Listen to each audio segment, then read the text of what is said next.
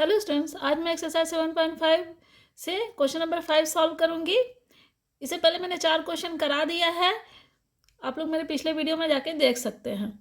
तो चलिए इसको कैसे सॉल्व करेंगे, ये मैंने क्वेश्चन नंबर 1, 2, 3, 4 सब में डिस्कस कर दिया है कि इस तरह के क्वेश्चन को कैसे सॉल्व करते हैं।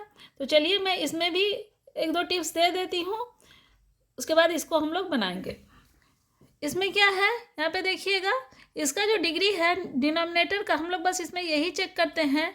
पार्शियल फ्रैक्शन का जितना भी क्वेश्चन है उसमें बस यही चेक करना है कि डिग्री ऑफ न्यूमरेटर डिनोमिनेटर में क्या है, कौन बड़ा है और कौन छोटा है। उसी से हम लोग को समझ में आएगा कि हम लोग को कौन सा फॉर्म पार्शियल फ्रैक्शन का, कौन सा फॉर्म को यूज़ करना है। तो ये वाला, ये बता दूं मैं आपको कि ये रेशनल फंक्शन है। इसको रेशनल फंक्शन p/q के फॉर्म में जो होता है वो रेशनल फंक्शन, ऊपर भी पॉलिनोमियल नीचे भी पॉलिनोमियल, ठीक है। तो ये रेशनल फंक्शन के फॉर्म में है। तो ये रेशनल फंक्शन प्रॉपर है या इम्प्रॉपर है वो हम चेक करेंगे। उसके बाद चेक करने के बाद ही पता चलेगा कि कौन से फॉर्म का फंक्शन ये है, और इसमें कौन सा, इसको चेक करने के बाद ही हम लोग को समझ में आएगा कि इसको हम लोग कौन सा फॉर्म हम लोग को चूज़ करना है इसको सॉल्व करने के लिए। तो इसमें हम लोग के बुक में 5 दिया हुआ है, तो उसी में से एक को यूज़ करना है हमको इसमें। तो ये हर क्वेश्चन में मैंने डिस्कस किया है कि 5 में से कोई एक ही यूज़ करना है। तो चलिए इसमें भी चेक करते हैं कि इसमें कौन सा रेशनल फंक्शन हम लोग को यूज़ करना है, कौन से फॉर्म का रेशनल फंक्शन हम लोग को यूज़ करना है, ठीक है। चलिए इसमें देख लेते हैं हम लोग डिग्री ऑफ रेशनल फंक्शन कैसे चेक करते हैं। Degree of denominator, degree of denominator अगर ग्रेटर है डिग्री ऑफ न्यूमरेटर से, तो क्या होगा, हमारा जो रेशनल फंक्शन है वो क्या हो जाएगा, प्रॉपर हो जाएगा, प्रॉपर हो जाएगा, ठीक है। तो रेशनल फंक्शन जब प्रॉपर हो जाएगा, प्रॉपर रेशनल फंक्शन लिख ही देते हैं, रेशनल फंक्शन हो जाएगा, ठीक है। इस केस में प्रॉपर रेशनल फंक्शन हो जाएगा तो हम लोग का कौन सा फॉर्म यूज होगा, पिछले क्वेश्चन में भी मैंने बताया था। चलिए तो इसमें हम लोग लिख देते हैं, ये हम लोग को पता चल गया कि डिग्री बड़ा है तो हमारा जो रेशनल फंक्शन है वो प्रॉपर है, ठीक है।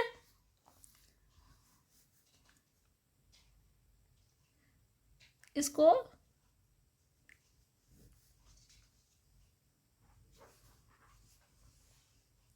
इसको हम लोग ऐसे भी लिख सकते हैं, इसको तोड़िएगा तो ये यहाँ पे 2x प्लस एक्स होगा, तो कॉमन लीजिएगा तो x प्लस 1 x प्लस 2 हो जाएगा इसका, ठीक है। तो ये हमारा जो इंटीग्रैंड है प्रॉपर रेशनल फंक्शन है, हम लोग लिखेंगे इसको।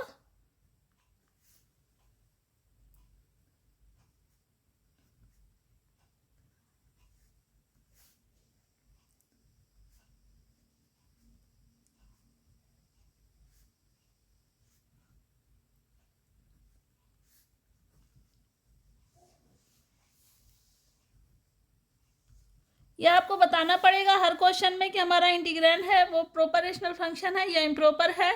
उसके बाद हम लोग कौन सा फॉर्म यूज़ किए अगर प्रॉपर है तो, ठीक है। ये सब हम लोग को थोड़ा सा एक लाइन में डिस्कस करके बताना पड़ेगा। देयरफॉर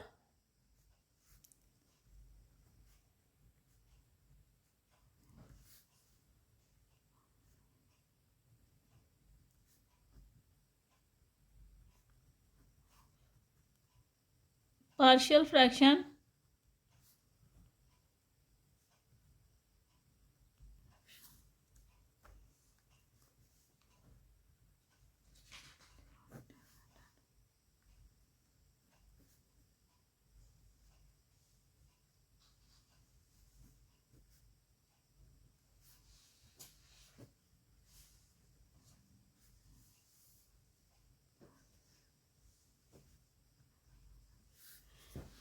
ये हो गया, इतना लिख दिए इसमें। तो using the form of partial fraction this, तो हम लोग को क्या मिलेगा,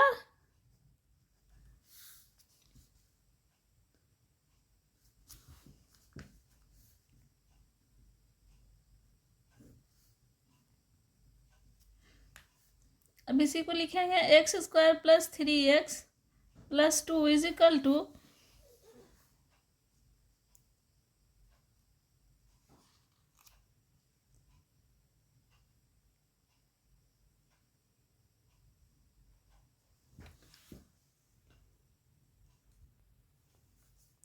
हमारा ये आया था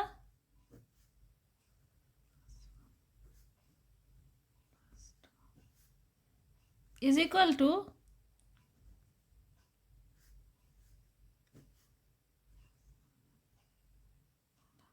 x - 1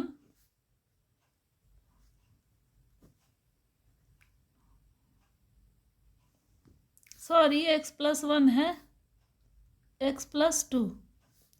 ये हमारा इक्वेशन 1 हो गया। आप चाहें तो ये मत लिखिए, डायरेक्ट इसी को लिखिए, मैंने लिख दिया है आपके समझने के लिए। यहाँ से ये इक्वेशन आया, उससे ये आ गया, इक्वेशन 1 ये हो गया। अब चलिए इसको हम लोग सिंप्लीफाई कर लेते हैं।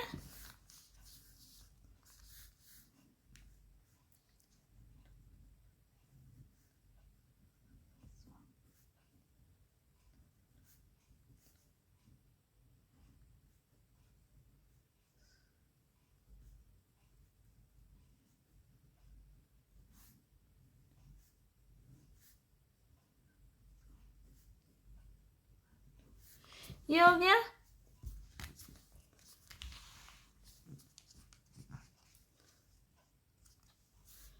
इसको काट दीजिए, कितना बच गया?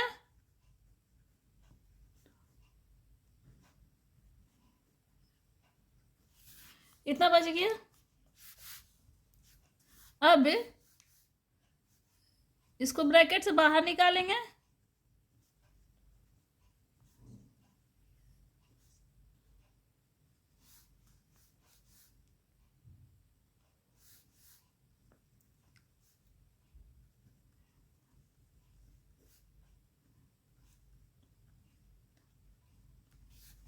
ये आ गया,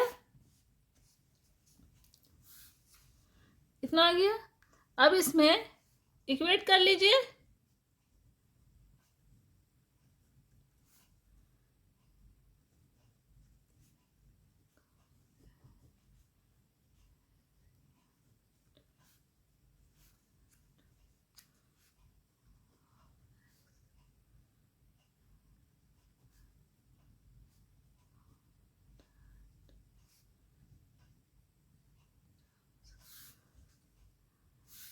कांस्टेंट टर्म्स, तो फिर क्या मिल गया हम लोगों को?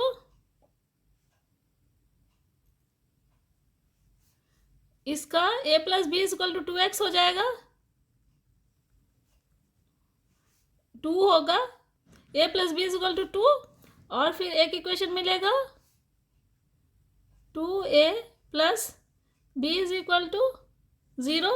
इसका तो कोई कुछ है नहीं यहाँ पे, तो 0 हो गया। अब इसको सॉल्व कर लीजिए। सॉल्विंग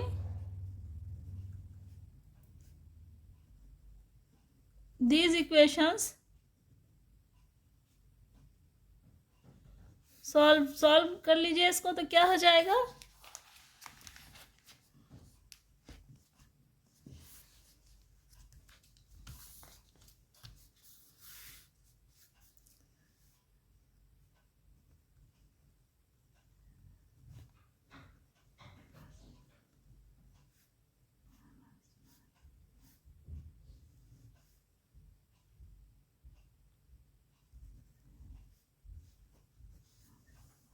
सॉरी, यहाँ पे 0 हो जाएगा, 2 हो गया। और a = -2, a का वैल्यू निकल गया। अब a के वैल्यू को दोनों में से किसी एक इक्वेशन में डाल दीजिए। हम लोग फर्स्ट इक्वेशन में ही डाल देते हैं, a + b = 2, और a के जगह पे -2 + b = 2, और b = 2 + 2 = 4। Therefore a = -2 मिला and b = 4। ये ए और बी का वैल्यू आ गया। अब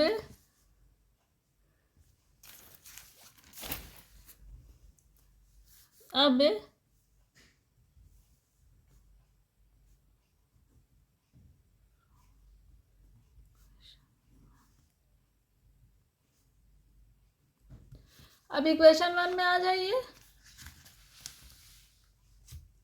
ये इक्वेशन है, ठीक है। तो हम लोग इसको लिख लेंगे।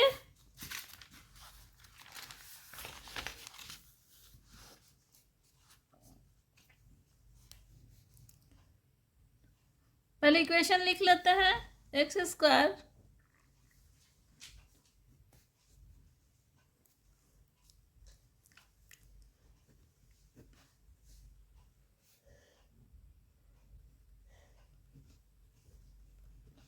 ये हो गया। अब इसमें वैल्यू सब्स्टिट्यूट करेंगे।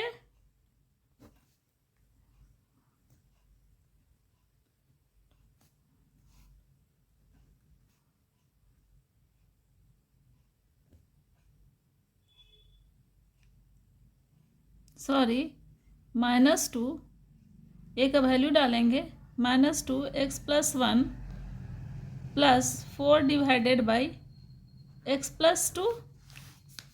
अब एक स्टेप इसमें लिखेंगे हम लोग।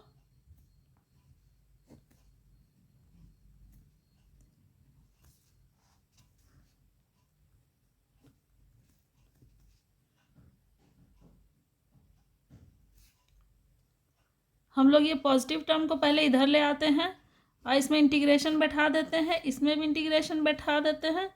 तो ये हो गया dx divided by x + 2 minus ये इसका हो जाएगा 2 dx डिवाइडेड बाई x + 1। ये हो गया। ये माइनस टर्म था तो इसको इधर लेके चले गए। अब इसको सॉल्व कर लीजिए। 4 log x + 2 minus 2, 4 log x + 2 minus 2 log x + 1 plus c। ये आ गया आंसर, ठीक है।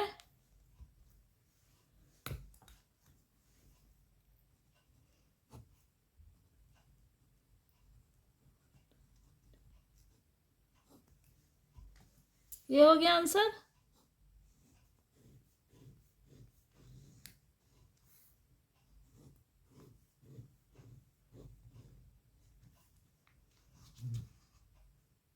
उम्मीद है आप लोग को समझ में आ गया होगा। सिंपल ही क्वेश्चन था, कोई बहुत हार्ड नहीं था। आप लोगों को मेरा वीडियो पसंद आया हो तो लाइक और सब्सक्राइब कीजिएगा और फ्रेंड्स में शेयर भी ज़रूर कीजिएगा। तो मिलते हैं क्वेश्चन नंबर 6 के साथ नेक्स्ट वीडियो में। तब तक के लिए थैंक्स।